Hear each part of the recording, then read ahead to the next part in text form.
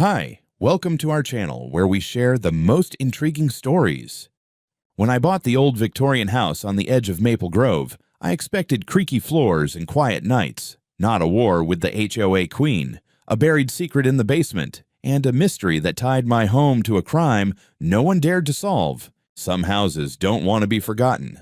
I moved into the old Victorian house on the edge of Maple Grove 2 years ago. And from the moment I stepped out of the U-Haul, I knew I'd made the right choice, and that I'd made enemies. The house had stood there since the early 1920s, tall and brooding with its steep gables and wraparound porch, like it had witnessed 100 years of neighborhood nonsense and was just waiting for someone quiet enough to appreciate it. That someone was me, Logan Brooks, 45 years old, writer of detective fiction, connoisseur of solitude, sworn enemy of suburban small talk. I'd barely started unloading boxes when she appeared. She walked up the front path like she owned it, a stiff little woman in a salmon-colored blouse, hair set like concrete, smile stretched tight across her face. She didn't introduce herself right away. First, she looked the place up and down with visible disapproval, like I'd just parked a garbage truck in front of the Louvre. Then finally, Glenda Marshall, president of the Maple Grove Homeowners Association.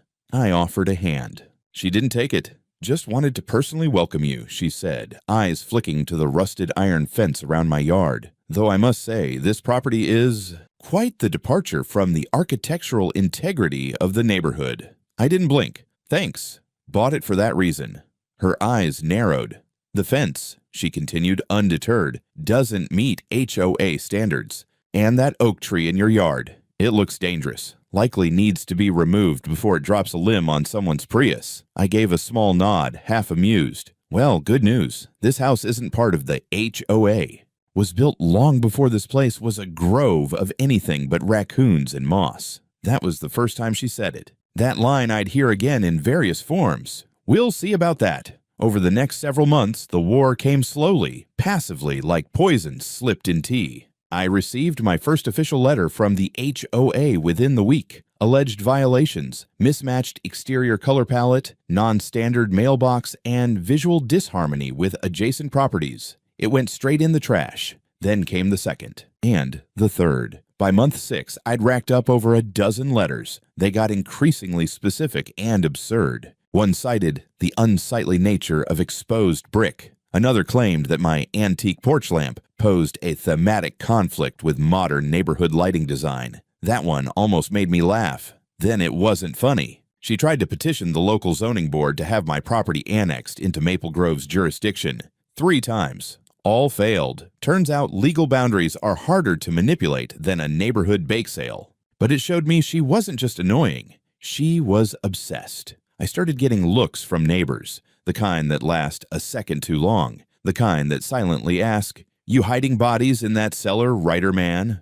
Rumors were floating. That I was a recluse. That I worked with disturbing materials. That I might be on something. One brave soul even asked me if I was really writing books or just saying that while watching people. Funny thing is, I was writing. My basement workspace had become a kind of bunker, lined with books, stacked with research, littered with coffee mugs and discarded drafts. In that quiet, musty space beneath the house, I was halfway through a manuscript that would later become a bestseller, but upstairs, war was brewing. I tried ignoring it. I didn't file complaints, didn't respond to letters. I thought, if I starve the fire of oxygen, maybe it'll burn itself out. But with people like Glenda Marshall, oxygen isn't the fuel. Power is. Control is. And what drove her nuts, what made her genuinely dangerous, was the fact that she couldn't control me, couldn't even touch me legally. I was a loophole in her perfect little empire. So she tried something else. Little things started happening. HOA drones with clipboards parked across the street, pretending to check curb alignments. A guy with a camera came by to photograph unique landscaping for the HOA newsletter. I caught another woman peeking over my fence, whispering into a Bluetooth headset. I waved. She ran. I installed cameras, 4, then 6. All discreet, all motion sensitive. If someone was going to snoop around my property, I'd know. I started saving the HOA letters, scanning them, archiving every scrap of paper and every attempt at friendly outreach. If this went legal, and it smelled like it might, I wasn't going to be caught off guard. And through all this, Glenda smiled. She waved when she passed my house. She left tiny cards with her picture on them, working for a better Maple Grove. I never once saw her without her clipboard or her faux concerned tone, but behind her eyes, I saw it. That boiling, brittle kind of rage you only find in people who've never been told no. She wanted me out. She wanted the house gone, absorbed, neutered. And every day that I quietly sat there, sipping my coffee, reading old mysteries, and not giving in to her psychological HOA waterboarding, was a day she got a little closer to snapping. I didn't know it yet, but she was already planning something. And it wasn't just about mailboxes and paint colors anymore. It was about history and revenge. It started with whispers, not the metaphorical kind. Literal whispers between neighbors on their driveways during dog walks behind car doors that hadn't quite shut yet. I noticed it first when Susan from across the street, who normally waved at me while pruning her hydrangeas, began ducking behind her SUV when I stepped outside to get the mail. Then there was Carl, who used to jog past my house every morning. Suddenly he was taking the long route down Magnolia Avenue. Something was off. Again. The confirmation came on a Saturday morning when my neighbor Bill, the only one in this HOA-ridden suburb with a functioning conscience, stopped me as I was wheeling my trash can to the curb. "Hey, Logan," he said, lowering his voice like we were discussing a criminal enterprise. "Look, I just wanted to give you a heads up. Glenda's been talking again." I blinked, and here I was thinking she finally got laryngitis. Bill didn't laugh. That worried me. "She's saying you were at her house the day her grandmother's brooch disappeared." I froze. "Come again?" "Yeah, says it's a family heirloom. Real old, platinum, emeralds, worth at least $15,000. Says she had it out during some garage sale last month, and after that, it vanished. She thinks I stole it. She's saying you were lurking near her property that afternoon. I told her that didn't sound like you, but..." He shrugged helplessly. "You know how people are." That was putting it mildly. In reality, I hadn't even been in town that day. I'd been in Portland for a meeting with my editor. I had receipts, email timestamps, even a damn parking ticket from downtown. But none of that would matter once the suburban gossip engine got going. You couldn't outpace a rumor on foot. It was already in people's heads. And the kicker, there hadn't even been a garage sale. Not one I saw. I checked my surveillance footage from the supposed date. Nothing. No tents, no tables, no crowds. Just Glenda mowing her front lawn like a Stepford Sentinel. I could have let it go.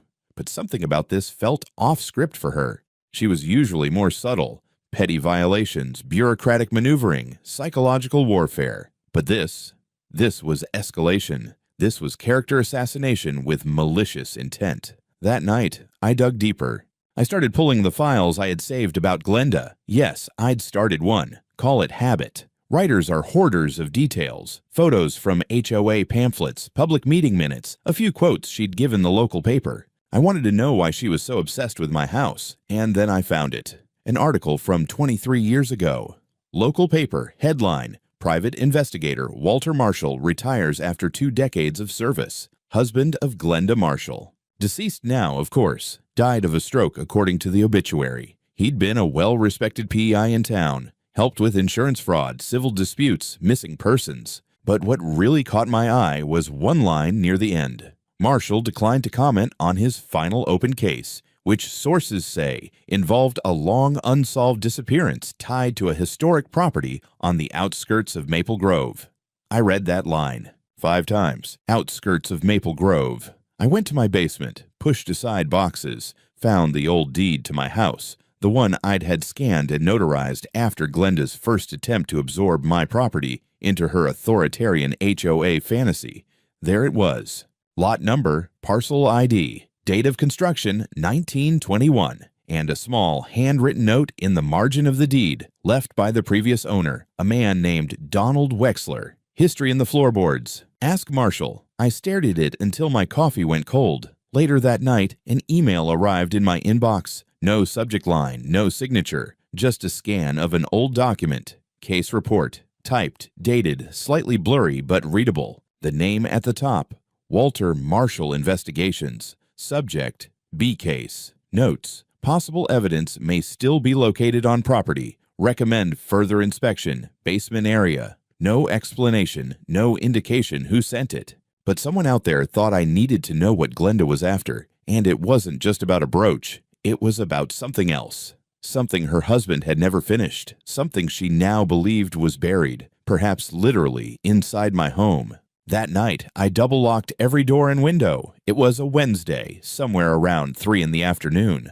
One of those rare Oregon afternoons when the sky forgets how to rain and remembers how to glow. I had just come back from the grocery store. Nothing dramatic, just eggs, coffee, and a box of Pop-Tarts I wasn't proud of. I remember it clearly because it was the last normal moment before things got weird. When I stepped into the house, something felt wrong. You know how sometimes you walk into a room and can just tell someone's been there? It wasn't a noise. It was the stillness. Like the air itself had gone stiff. The front door was locked, exactly how I left it. No windows were open, alarm system hadn't gone off, but I had this cold feeling in my ribs, like my body knew something my brain hadn't caught up with yet.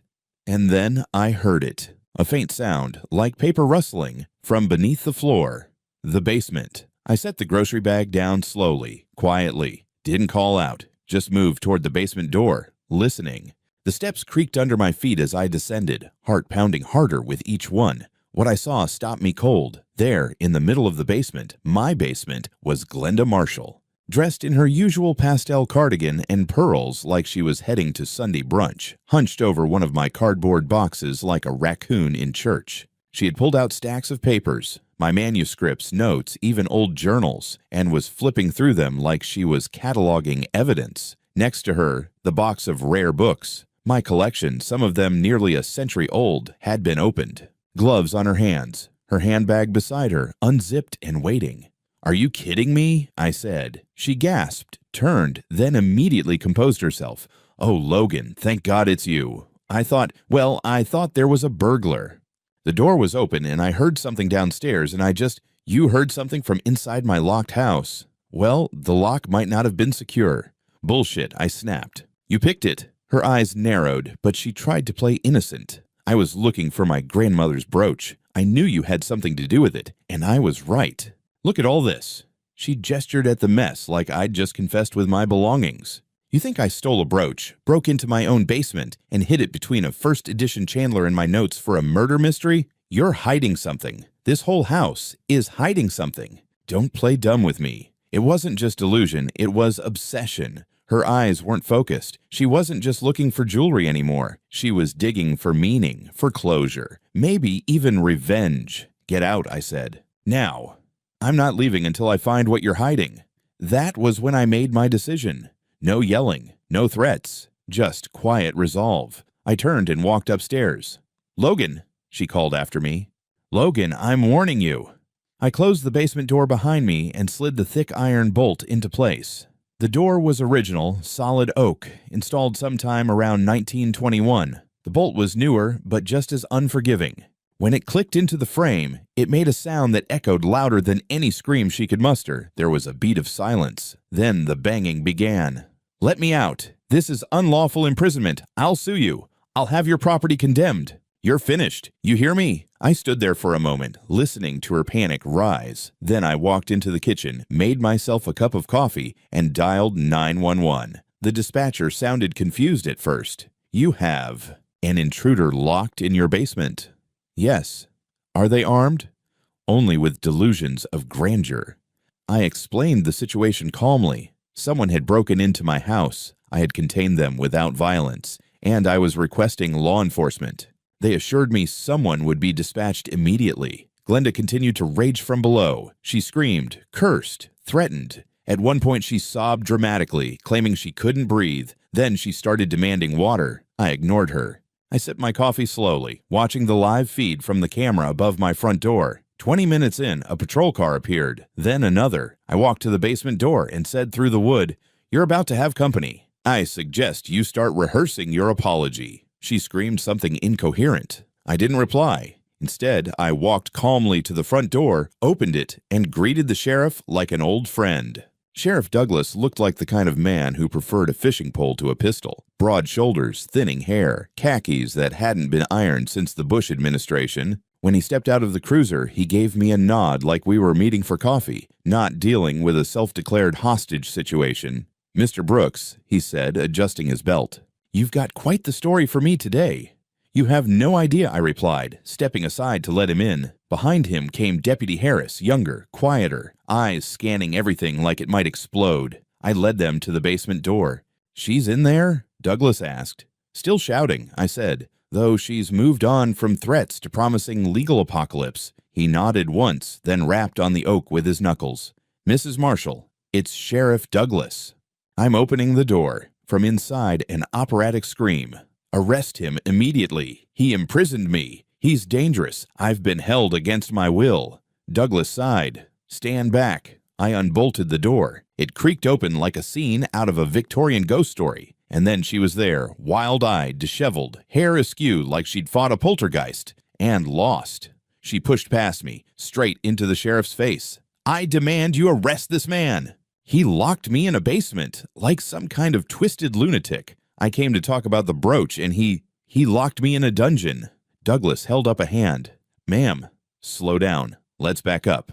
What exactly were you doing in his basement?" "I was investigating," she shrieked. "He stole my heirloom. I had every reason to suspect." "You had a warrant?" he asked. She blinked. "A key? Permission to enter?" His door was unlocked. "No, it wasn't," I cut in. "I lock it every time I leave. And I have proof." I pulled out my phone and opened the app for my front door camera. A clear video, Glenda approaching, looking around, then producing a slim black tool from her bag. She worked the lock for nearly 5 minutes before slipping inside. I watched her expression change as she realized what was coming. There's a moment in every bad liar's life when the wheels come off, when denial turns into a desperate calculation. She stood there, lips trembling, eyes flicking between us. That doesn't prove anything," she muttered. Maybe I found the key. I could have found it." "In your bag?" I said. "Right next to your burglary kit." Douglas turned to Harris. "Get a bag ready. We're going to need a statement. And gloves." That should have been the end of it. But Glenda wasn't done yet. Not by a long shot. As Harris stepped outside to radio in, Glenda leaned in, voice lower, venomous. "You'll regret this, Sheriff. You think you're untouchable?" Douglas raised an eyebrow. "You threatening me?" She smiled sweetly. Too sweetly. "Just reminding you who supported your last campaign, and who knows people in the mayor's office." Douglas stared at her for a long, hard moment. "Ma'am, if you think political pressure is going to help your case, you're more deluded than I thought." She turned bright red. "I will be speaking to your superiors." He stepped back, stone-faced. "By all means. But first, you're going to answer some questions, and you're not going to interrupt me again, or I'll add obstruction to your list." Glenda went quiet, but her eyes kept burning holes through the room. Back on the porch, Harris gave Douglas a look. "Dispatch says she's been making noise all over town about that brooch. Might be worth talking to the insurance company, see if a claim's already been filed." "Good idea," Douglas said. Then, to me, "We're going to have to process this formally, Mr. Brooks. Can I get a quick walkthrough of what she touched?" I nodded and led them down. The basement was a mess. My notes were in disarray, manuscripts scattered. One of the boxes with my rare books had clearly been rifled through, bindings bent, sleeves crumpled, my gut clenched. Douglas turned on a flashlight and scanned the room. "Anything missing?" "I'm not sure yet, but I'll make a list." He knelt near the open box of books. She was looking for something. And not just a brooch. "I think she's after more than she's letting on," I said. "I think this has something to do with her husband." Douglas looked at me sharply. "Walter Marshall." I nodded. Now that's a name I haven't heard in years. I didn't elaborate. Not yet. I still wasn't sure what I was sitting on. All I knew was that a dead private investigator had unfinished business in this house, and his widow had just tried to tear through it like a raccoon with a grudge. An hour later, Glenda was escorted to a cruiser for questioning. Not in cuffs, not yet. But the neighborhood had already started watching. Curtains twitched, lawns were suddenly very busy, and as she was driven off, I could see it in her face. This wasn't over. Not for her, and definitely not for me. The house felt heavier after Glenda was gone. Not quieter, just heavier, like the walls themselves were holding their breath. I spent the next hour in the basement cataloging what she'd touched, moved, and potentially taken. She hadn't just rummaged, she'd targeted.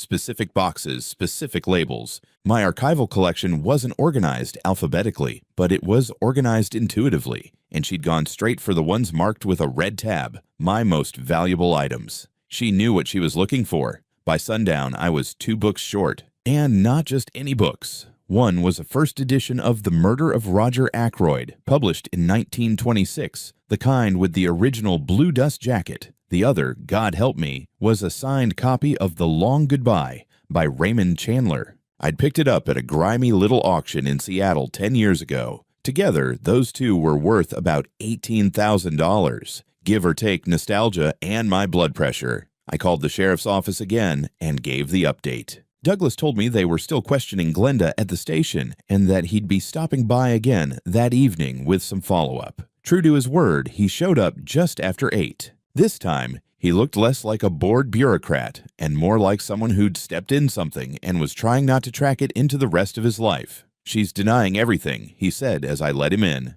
"Says you're trying to frame her, that you planted the books, faked the video, and manipulated the whole thing to discredit her. Creative. Almost admirable," I said, heading toward the kitchen. "Coffee? Please." We sat at the table and I handed him the list of missing items, complete with market value estimates and photographs. He looked them over carefully, then set the pages down and sighed. "You know what's strange," he said. "She's not acting like someone who got caught in the act. She's acting like someone defending a cause, like she thinks she's some kind of martyr. She's been building that narrative for 2 years. Everyone in this neighborhood thinks I'm some unshaven cryptid who eats bats and writes manifestos. She's just adding theft to the mythos." He chuckled.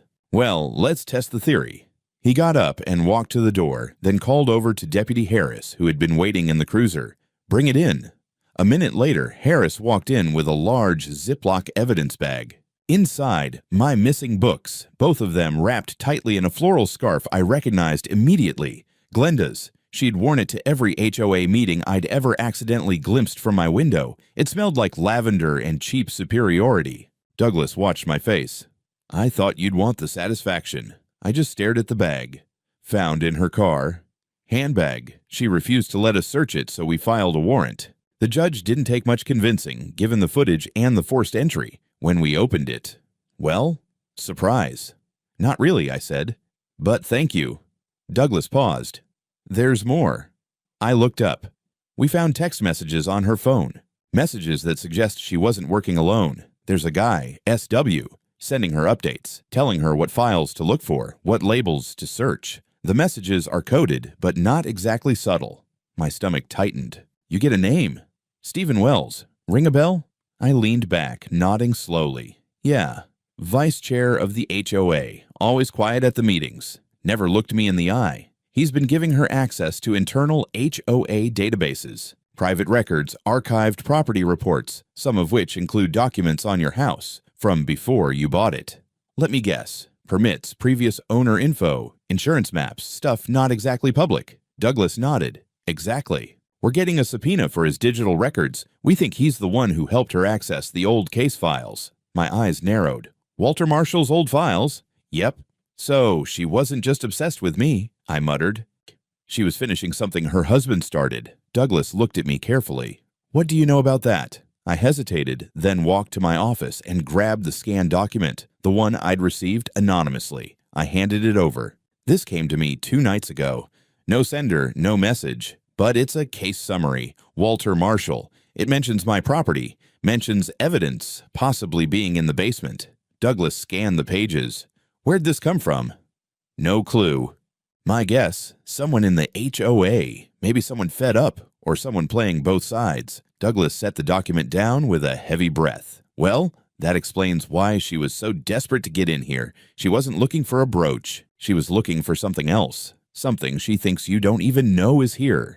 "Which begs the question," I said. "What the hell did Walter find in this house?" Douglas didn't have an answer. Instead, he pulled out a small recorder. "Mind if we do a formal statement? We'll be pressing charges for burglary, attempted theft, and possibly conspiracy, depending on what we find on Wells." I nodded and began giving my account, step by step, detail by detail. By the time he was done and the coffee had gone cold, I felt like I'd read the first few pages of a book I hadn't written, but one that someone desperately wanted buried. And not in fiction. I couldn't sleep that night. My house, usually a sanctuary of quiet, had turned into something else entirely. Not a crime scene exactly, but a vault with an open lock. Every sound in the pipes, every creak in the floorboards felt like a footstep I hadn't invited. At 2 in the morning, I was back in the basement, flashlight in one hand, crowbar in the other. I wasn't sure what I was looking for. Some leftover trace of Walter Marshall's investigation, maybe. Some physical evidence. Something Glenda was trying to reach. I moved slowly, box by box, shelf by shelf. Half of this space was filled with books, the other half with the kind of junk writers collect when we think we're collecting research. Old newspapers, maps, floor plans. One box in the far corner was different. It wasn't mine. A plain cardboard container, no label, no dust. It had been placed recently, within the last month. I would have remembered seeing it. Inside, a bundle of manila folders, neatly arranged, and one slim hardbound ledger with the initials WM embossed in fading gold on the spine. My hands actually trembled as I opened it. It wasn't a journal, it was a field log. Each page dated. Notes, sketches, timestamps. The first few entries were from 1999, descriptions of the house, my house, but not as it looked back then, as it looked before, during its previous ownership. One entry stood out, circled in red ink. Client D. Wexler, request, discreet inspection of basement structure, possible historical concealment under foundation, refuses municipal involvement, claims verbal history of sealed section after 1947 incident. A sealed section. I had no idea what the hell that meant. I started tapping the floor with the crowbar. The basement was concrete now, but underneath, this house was old enough to have secrets. And then I found it. Near the northwest corner, hidden behind an old workbench, one square of flooring sounded different.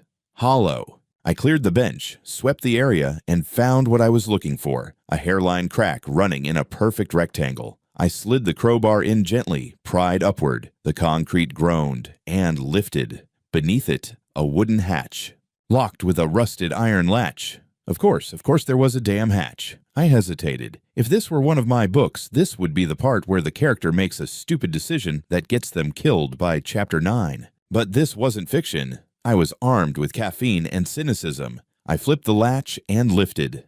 Darkness, cool air, stone steps. I grabbed a second flashlight and descended. The room was small, maybe 10 by 10 feet. Stone walls, no furniture, just a few rusted hooks in the ceiling and a pile of crumbling cloth that might once have been a tarp. And in the far corner, something metallic embedded in the wall. A safe. I crouched in front of it. The dial was intact, but the hinges looked fragile. I tapped it with the crowbar. Nothing. I tapped again, harder. This time it groaned. I stopped. Was I really about to break into a decades-old safe at 3 in the morning like a pulp fiction lunatic? Yes. Yes, I was. It took 10 minutes of careful levering before the door gave. The inside was lined with black velvet, mildewed and rotting, but it had preserved what was within. Documents, photos, a microcassette recorder. One photo made my blood run cold. It was of a man, middle-aged, gaunt, familiar. Next to him stood a younger woman. Both were standing in front of my house. The man was labeled WM. The woman had no label, but I knew that face. It was my mother. I sat down on the cold stone floor. Suddenly, the conspiracy theory didn't feel so ridiculous. Walter Marshall hadn't just investigated this house. He had investigated my family. I took everything from the safe and locked it in my fireproof drawer upstairs. I wasn't ready to look through it all yet, but it was clear now. Glenda hadn't been inventing paranoia. She'd inherited it, and someone else knew. The next morning, I got an email from an address I didn't recognize. No subject. Just one sentence. You open the safe. We need to talk. Tonight. Behind the community center, 10 p.m. Come alone.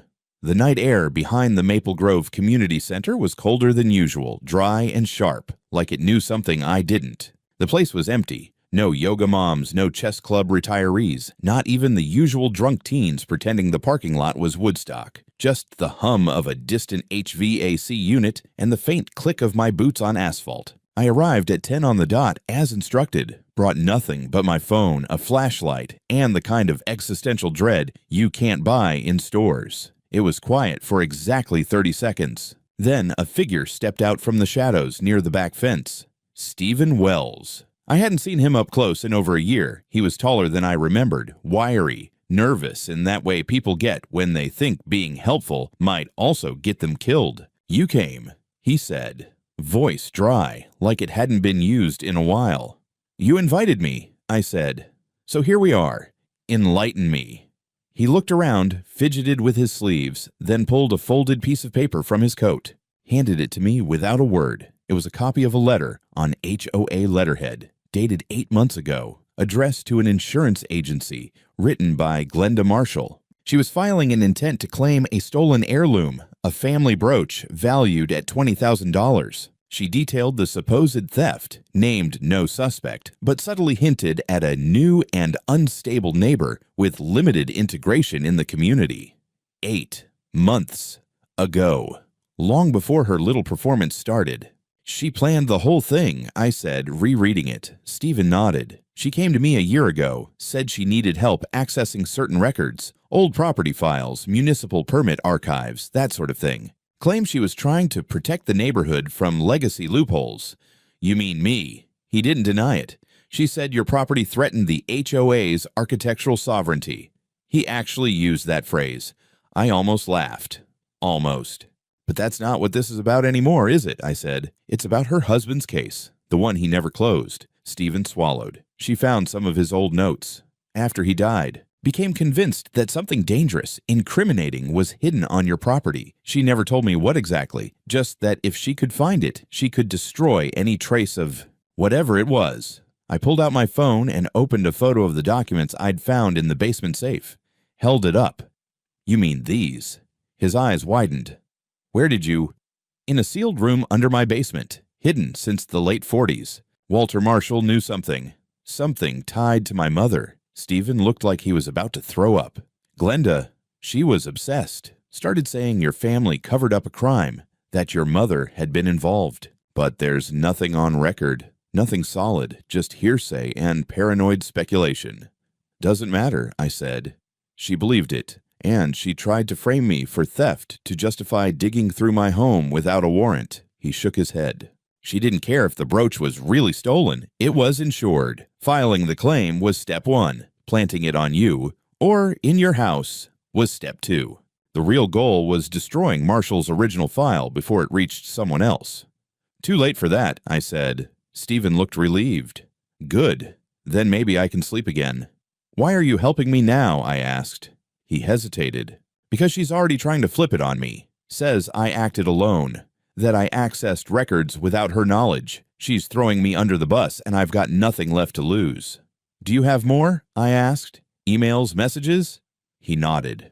"Everything. I archived it all. I was afraid. But now—" He reached into his coat again and handed me a flash drive. On that drive are transcripts of every message, voice note, and email she sent me, plus the HOA logs I accessed on her behalf. Enough to bury her? Enough to cremate her. Before I could say anything else, he turned and walked into the shadows, melting back into the quiet night like a guilty conscience. I drove straight to the sheriff's station. Douglas was still there, working late like always. When I told him what I had, he didn't even bother with small talk. Took the flash drive, loaded it up, and spent the next hour skimming through it with a look on his face like he was chewing drywall. "Well," he said at last, "looks like we've got enough to add conspiracy, insurance fraud, falsification of records, and unlawful data access. And the brooch. She reported it stolen 6 weeks before she planted it. Claims she'd noticed it missing during a charity sale that no neighbor remembers happening. That's premeditated fraud, and a very stupid lie." "She's going to jail," I said. "She's going to court first. But yeah, it's looking like felony territory." I left the station that night feeling lighter, not victorious, not yet, but like someone had handed me the final chapter to a mystery I didn't even know I was part of. The ghosts in my basement finally had names, and Glenda Marshall was about to answer to every single one of them. They say justice moves slow. They're right, but when it moves, it crushes. 3 months passed before the court date. During that time, Glenda Marshall's fortress of suburban dominance crumbled in real time. The HOA removed her as president 2 weeks after the sheriff's department issued a formal statement of investigation. The board tried to save face, claiming internal irregularities and failure to meet ethical standards. Translation: we backed the wrong tyrant, and now we're trying not to drown with her. Her house went up for sale shortly after. Word around the neighborhood was that she needed the money for her legal defense. No one said it out loud, but I could feel the collective sigh of relief. Lawn ornaments started reappearing. Front porches had people on them again. Even Carl started jogging past my house again, this time with a nod. But the real satisfaction came in court. The courtroom was sterile, fluorescent, the color of old printer paper. Glenda sat at the defendant's table in a stiff gray suit, her usual smugness cracked and brittle. Gone was the pastel cardigan queen of Maple Grove. In her place was someone very aware that the world no longer revolved around her rules. I took the stand and told my story, calmly, clearly. I presented the video of her picking the lock, the inventory of my missing books,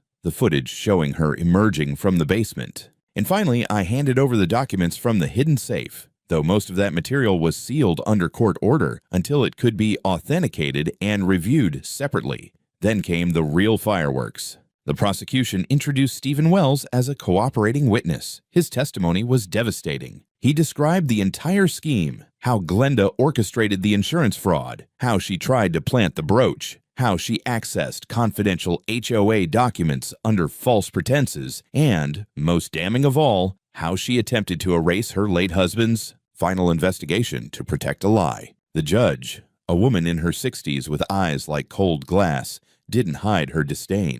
The jury didn't take long. Guilty on all counts. Burglary with intent to commit theft, criminal conspiracy, insurance fraud, falsification of documents, defamation, and filing of false police report. The sentence: 3 years in state prison, 2 suspended under probation, 1 year mandatory, plus a $25,000 fine and restitution of $15,000 to me. I didn't smile, not in the courtroom, but when I got home that night, I opened a bottle of scotch I'd been saving since the day I moved in. I sat by the fireplace with a copy of The Long Goodbye in one hand, the copy, and raised my glass to the ceiling. She'd underestimated me. All of them had. The funny part, I never found out what exactly was in those sealed documents about my mother. Not all of it. Some pages were too faded to read. Others were cryptic, PI shorthand, old case references, partial transcripts. Nothing incriminating. Just strange. But one detail stood out. A note in Walter Marshall's handwriting, scrawled in the margin of one report. Not her fault. She tried to stop it. B. Who or what B was, I still don't know. Maybe that's a story for another time. What I do know is this. I turned that whole experience into a novel. My editor went feral for it. It hit the bestseller list within weeks of publication. Title: The Brooch Trap. In the dedication, I wrote, to GM, thanks for the plot. Hope the lighting in your cell is good enough for reading. Sometimes reality does your writing for you.